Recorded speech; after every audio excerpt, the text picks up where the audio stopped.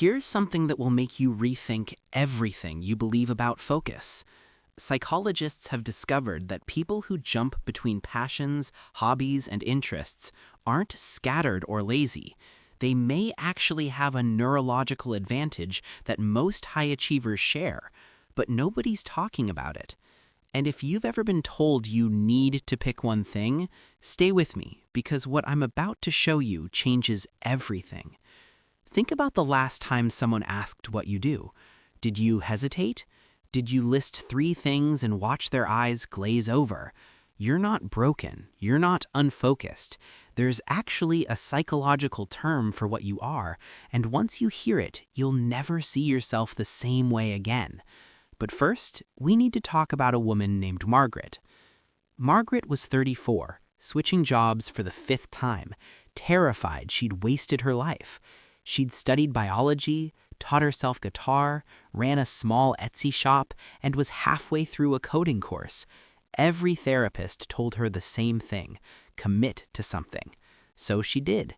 She picked one career, buried everything else, and within 8 months, she was in burnout so severe she couldn't get out of bed. What went wrong? The answer is buried inside how multi-interest brains are actually wired.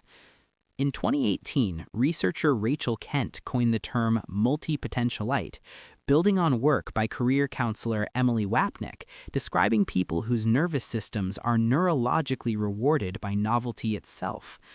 Brain imaging research shows that for certain individuals, dopamine spikes not just from mastering something, but from beginning something new.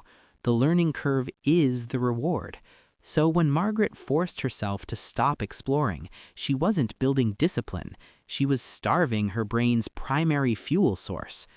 Now, here's where it gets genuinely strange. You'd assume that having too many interests destroys expertise. But a 2021 analysis published in Organizational Behavior and Human Decision Processes found that people with broad, varied interest portfolios consistently outperformed specialists when problems required creative solutions. They connected ideas across fields in ways single-focus experts simply couldn't see. The researchers called this cognitive range. Da Vinci had it, Darwin had it, and the uncomfortable truth? Your boss probably doesn't, which might explain a few things. But knowing this doesn't make the shame go away, does it? Because we live in a world obsessed with personal brands and niche identities. Every productivity influencer tells you to pick your one thing, and somewhere along the way you started believing your curiosity was a character flaw. Psychologist Mihai Csikszentmihalyi, the man who discovered flow, spent decades studying this. He found that people with diverse passions reported deeper meaning in their lives, not shallower. The problem was never the interests, it was the shame around having them. So here's what nobody tells you. The people who changed the world rarely had one passion.